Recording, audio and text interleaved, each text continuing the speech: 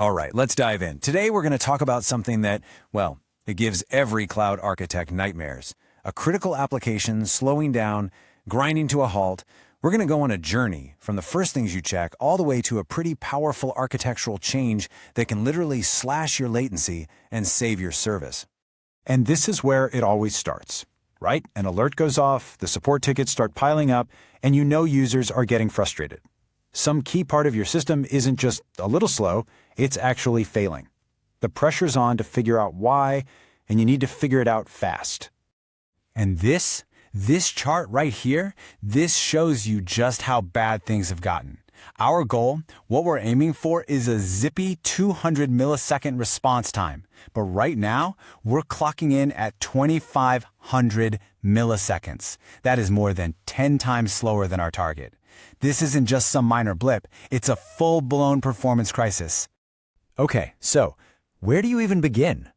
Well, the most logical place, the place you almost always have to look first, is where all the data lives. So let's start with Section 1, tuning the SQL engine.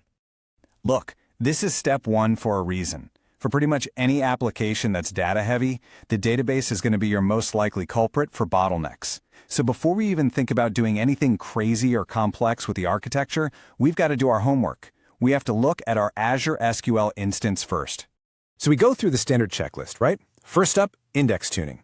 Are our indexes set up correctly to make finding data super fast? Then we move on to query plan analysis. Is the database engine actually being smart about how it runs our requests? And finally, we look at good old resource scaling. I mean, does the database just need more juice, more CPU, more memory? We do all this, and yeah, performance gets a little better, but it's just not enough. And that brings us to this crucial moment. The moment when you realize you've done all the obvious stuff, you've pulled all the standard levers, and you're still nowhere near your goal. This is when you know the problem is much deeper than you first thought.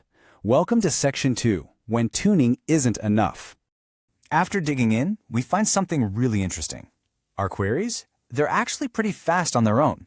The problem isn't the speed of any one query, it's the sheer volume of them. We're just hammering the database with so many requests that it can't possibly keep up. This, my friends, is a classic, textbook case of read pressure. So now you're at a crossroads. What do? Well, you've got a few paths you can take. You could denormalize your data, but wow, that is a huge, risky change. You could set up read replicas to try and spread the load, but that brings in its own cost and complexity. You could try scaling out, but that comes with a ton of management overhead. Or there's the fourth option, caching. For what we're dealing with here, tons and tons of the same data being requested over and over again, caching is the clear winner. It's the perfect fix for this kind of architectural problem. So, Section 3, let's introduce a caching layer. I love this analogy because it just makes so much sense. A cache is really just a super fast, temporary place to hold things. So instead of your app going all the way to the database to make a coffee from scratch every time, it first checks the cache, the counter, to see if that data is already there, hot and ready to go. So this was the before picture. Super simple, right? A user talks to the web API, and the API goes straight to our Azure SQL database to get what it needs, every single time. And that direct, relentless path, that was our bottleneck. That was our read pressure problem. And this is the after. See that new box in the middle? That's Azure Cache for Redis. Now the whole game changes. When a request comes in, the API asks Redis first. If Redis has it, that's called a cache hit. It just hands it over instantly. The database never even knows it happened. It's only if Redis doesn't have it, a cache miss, that we then go and bother our Azure SQL database. Okay, so we've made the change. But are we done? No way. You can't just cross your fingers and hope it worked. A great architect never just trusts. They verify with data. And that brings us to Section 4, monitoring for success. And the one number, the single most important metric you absolutely have to watch here, is your cache hit ratio.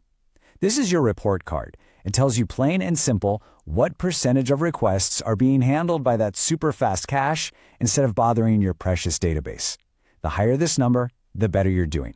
And here is the proof in the pudding. Just look at these numbers. Average latency, bam! It plummeted from that awful 2,500 milliseconds down to our 200 millisecond goal.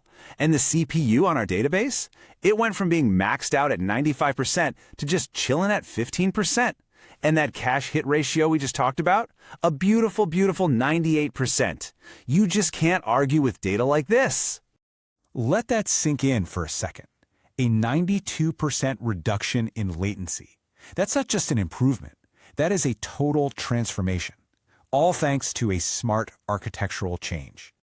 So, awesome. We put out the immediate fire.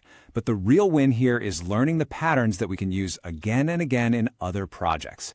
And that brings us to our last section, 5 essential performance patterns you should have in your Azure Toolkit. Think of this as your go-to performance playbook. Number 1 is the cache aside pattern. That's exactly what we just did. Number 2, use connection pooling. You got to do this to stop wasting time and resources opening new database connections all the time. 3, implement smart retry logic because, let's face it, networks can be flaky. 4, use asynchronous operations so your app doesn't just freeze up while it's waiting for something. And number 5, think about geo-distribution to get your data and your cache physically closer to your users all over the world. So we went from a total crisis, timeouts, frustrated users, to a rock-solid, high-performance service. And we did it by diagnosing the real problem, that read pressure, and then implementing the right architectural pattern to solve it. This approach is such a powerful one. So the only question left for you is, what's the next bottleneck you're going to eliminate?